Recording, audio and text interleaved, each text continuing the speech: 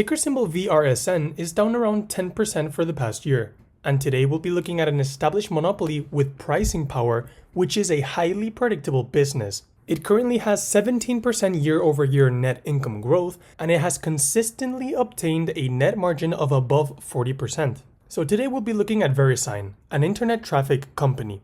In their annual report, they state that they provide critical internet infrastructure and domain name registry services for many of the world's most recognized domain names.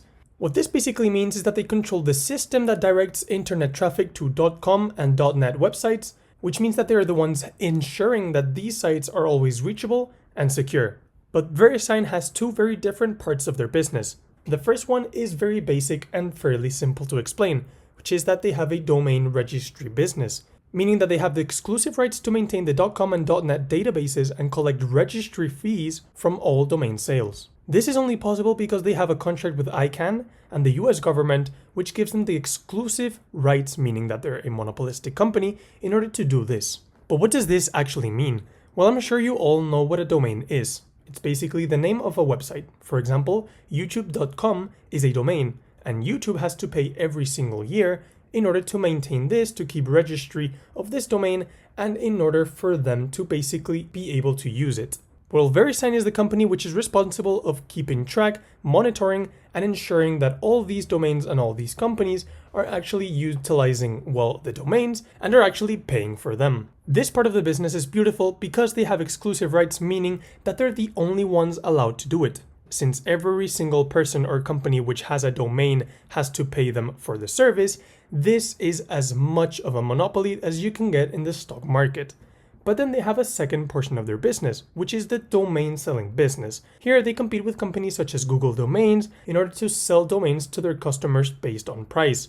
Now, one key thing to keep in mind is that the domain registry contracts are updated periodically, meaning that they have to be renewed and they have to actually meet certain criteria every time that they're going to be renewed by the ICANN and by the DOC. So the .NET license was supposed to expire in 2024, but they managed to actually extend it all the way up to June 2029, and the .com license was supposed to expire in November 2024, but as of the day when I'm recording this video, they still haven't disclosed whether this has been extended or not. Now, this monopolistic tendencies allows this company to have insane financials. They have a return on capital employed of 53%, which is something unreal, as we usually look for companies with this value above 15%.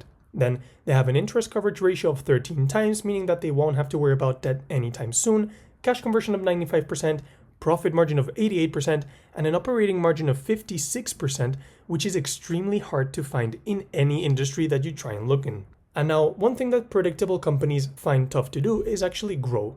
But Verisign doesn't have that issue. You can see here that their net income is up by 17% year over year, but that their revenues and their gross profit have also increased every single year, with their margins staying extremely consistent throughout all this period. Now, of course, when you have such a solid company and such solid financials, your efficiency ratios will tell a very similar story, with all of them being extremely consistent and rising periodically. And now when we look at their leverage analysis, we get a sort of concerning statistic, which is that their current ratio is actually below 1 and it's decreasing year after year. This basically means that their liabilities are way above their total assets, to the point where they have twice the liabilities than their total assets. Now, this is not always a negative thing, but whenever I see a company with negative equity, it immediately raises a red flag for me.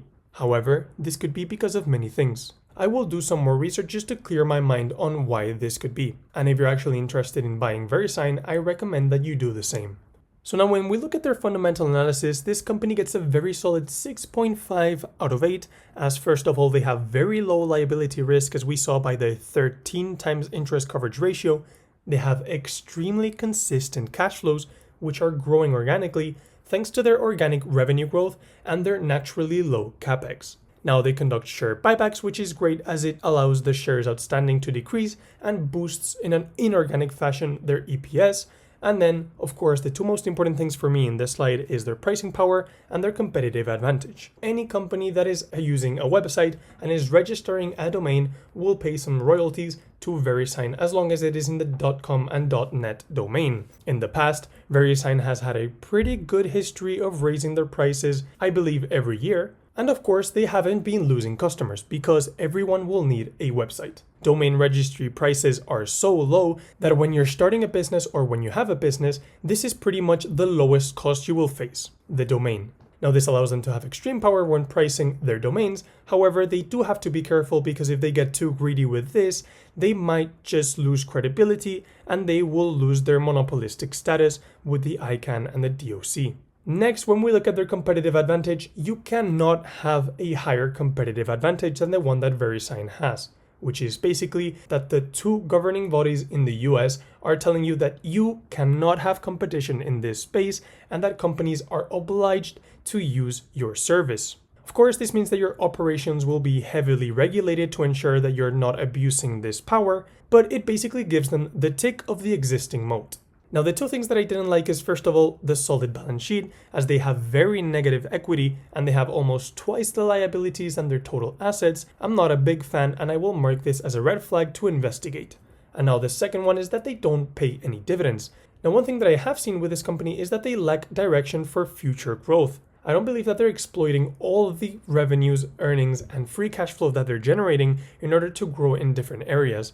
So at least, if you're doing this, you should then try to return as much free cash flow back to the shareholders as you can. But they're not doing this. So I believe that they're missing a huge opportunity by not paying a dividend where they have the consistency and the cash flow generation to be able to do so. Having said that, this company is currently trading below its historic PE ratio as it's trading at around 20 times earnings. Now, this of course may be because of the uncertainty that the company is currently facing of whether their license will be renewed for the following years. But if you believe that this may be the case, since the .net domain has already been registered, this could potentially be a good entry price. Additionally, their free cash flow yield of close to 5% is way higher than the 3% long-term inflation rate, which actually suggests that this company may be undervalued. And now there is only one risk or possible challenges that I see for Verisign, which is not meeting performance objectives, where their second service, where they actually sell the domains, is not the one of the leading competitors in the industry, and a lot of companies are doing a much better job than them. And additionally, I don't like that this company does not have any growth plans, and I believe that they're not really leveraging the solid position that they're guaranteed as a natural monopoly.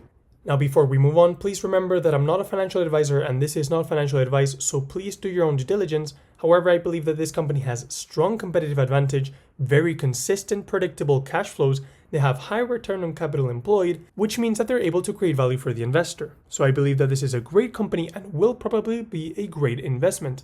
However, I believe that they're too dependent on regulations and they don't have a solid growth path for the future. So thank you for watching. As always, this has been the Cashflow Compounder. Join the free Patreon for extra content, and I'll see you in the next one.